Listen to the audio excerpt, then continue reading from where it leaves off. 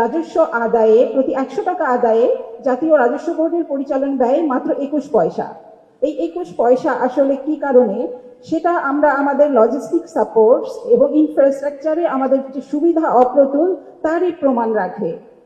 সম্মানিত প্রধানমন্ত্রী মহোদয়, আমাদের বিভিন্ন সময়ে রাজস্ব আদায় কার্যক্রমে আমাদের যে অডিট কার্যক্রম পরিচালনার জন্য কারখানা পরিদর্শন, সেই সাথে বিভিন্ন নিবারক কার্যক্রম, অ্যান্টি স্মাগলিং অ্যাক্টিভিটিস, ইটের ভাটার রাজস্ব আদায় বিভিন্ন সময়ে মাঠ পর্যায়ের দুর্গম এলাকাতে যেতে হয়। এক্সপানশনের কারণে আমাদের গাড়ি এবং অন্যান্য লজিস্টিকের সুবিধা থাকা অত্যন্ত প্রয়োজন।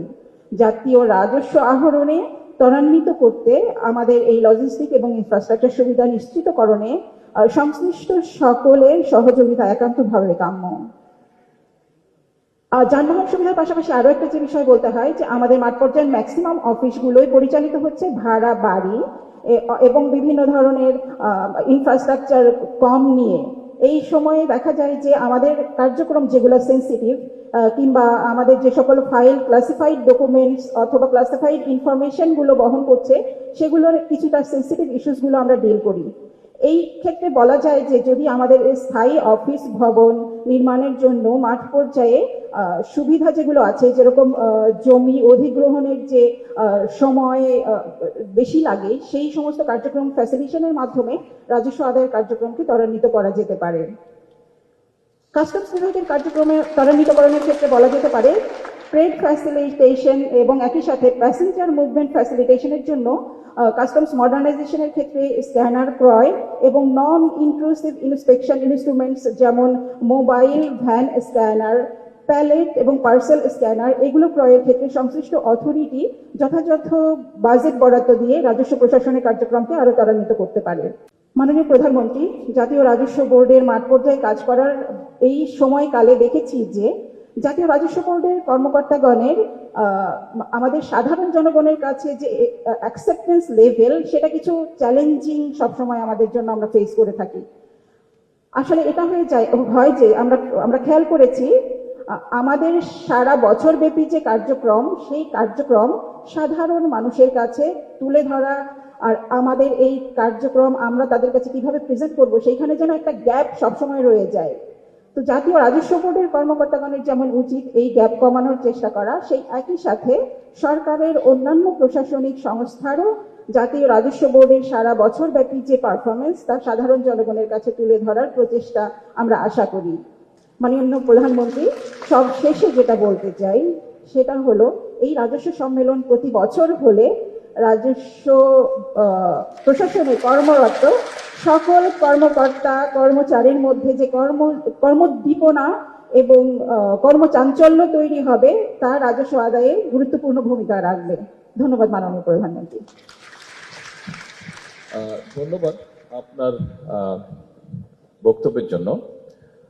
খুব সম্ভবত এখানে আপনারা যারা এনবিআর থেকে উপস্থিত আছেন, দেশের রাজস্ব সহ অর্থনৈতিক পুরো বিষয়টার কি অবস্থা বা বিগত গত এক যুগ কেমন ছিল, কি ছিল, কিভাবে হয়েছে, এটা আমরা যারা এনবিআর এর সাথে সম্পৃক্ত না, আমাদের থেকে আপনারা অনেক বেশি ভালো জানেন।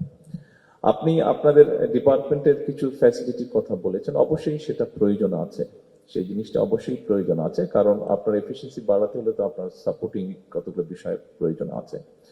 তবে একই সাথে বোধহয় আমাদেরকে এটাও একটু বিবেচনা করতে হবে।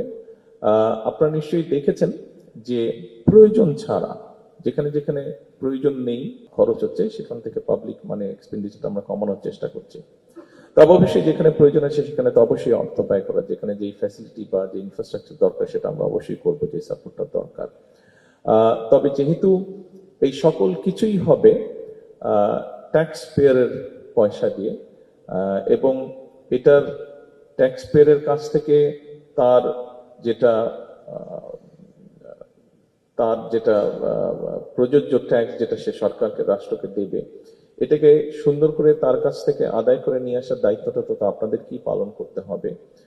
আপনি একটা কথা সঠিকভাবে বলেছেন, আপনাদেরকে এই ক্ষেত্রে অনেক চ্যালেঞ্জের মুখে পড়তে হয়।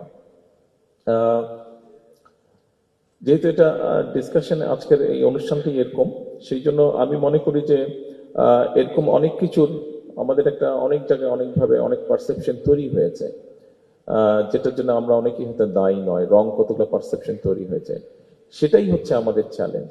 সেজন্যই আমরা বারে বারে বলার চেষ্টা করছি, বর্তমান সরকার বারে বারে বলার চেষ্টা করছে যে আসুন আমরা সকলে মিলে চেষ্টা করি, সকলে মিলে আমরা একটা পরিবর্তনের চেষ্টা করি, যে এই পরিবর্তনটাকে সকলে ভালো পরিবর্তন বলবে। এখানে আমাদের সকলের কন্ট্রিবিউট করার মতন অবস্থান আছে, কন্ট্রিবিউট করার মতন স্পেস আছে। আসুন আমরা সকলে মিলে কাজ করি। আমরা সকলে মিলে যদি যার যার যেটা কাজ দায়িত্ব সেটা যদি সঠিকভাবে পালনের চেষ্টা করি, সেখানেই আমরা চেঞ্জটা আনতে পারবো। এক্ষেত্রে আমরা আপনাদেরকে সহযোগিতা করব, আপনারা সরকারকে দয়া করে সহযোগিতা করবেন। ধন্যবাদ। তবে এখানে যে মূল একটা বিষয় যেটা আছে সেটা হচ্ছে যে যেটা বললাম, একটা রং পারসেপশন আছে যে এনবিআর মানুষের উপরে ট্যাক্সের জন্য প্রেশার করে।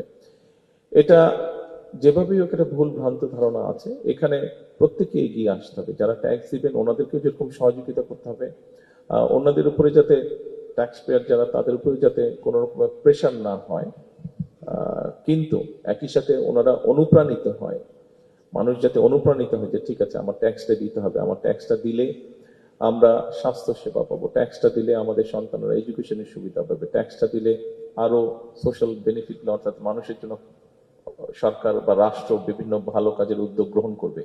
এই বিষয়গুলো যাতে মানুষের মধ্যে আসে সেই জন্য আপনাদেরকেও মনে হয় একটু এই ব্যাপারেও মনোযোগী